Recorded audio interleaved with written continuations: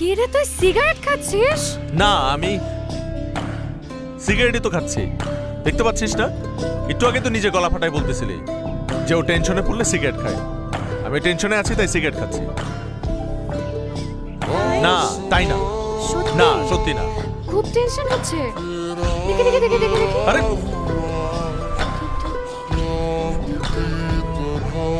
আসলে তো এই টেনশনের নাম কি জানিস? নার্ভাস 99। ক্রিকেট খেলার সময় দেখেছিস না, প্লেয়াররা 99 রান করার পর খুব টেনশনে থাকে যে সেঞ্চুরি হওয়ার আগে আউট হয়ে যায় কিনা। তোর অবস্থাও হচ্ছে সেটা, যে বিয়ের আগে বোল্ড আউট হয়ে যাস কিনা। একটা জিনিস খেয়াল করেছিস, তোর বুকের বাম পাশটা ঠিক যতটা উত্তেজনা, ডান পাশটা ততটাই শান্ত। কেন জানিস?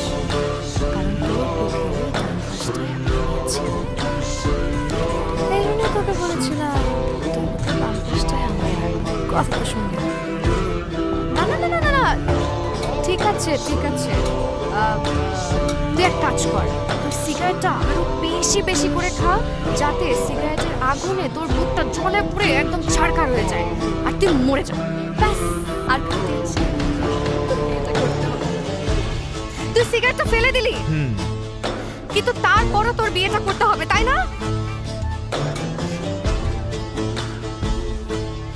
আরে বোকা, সিগারেটটা তো আমি আমার জন্য ফেলিনি, তোর জন্য ফেলেছি।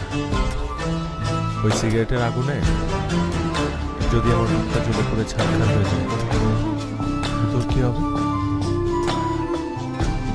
তুই না আমার বুকের ডান পাশে থাকিস।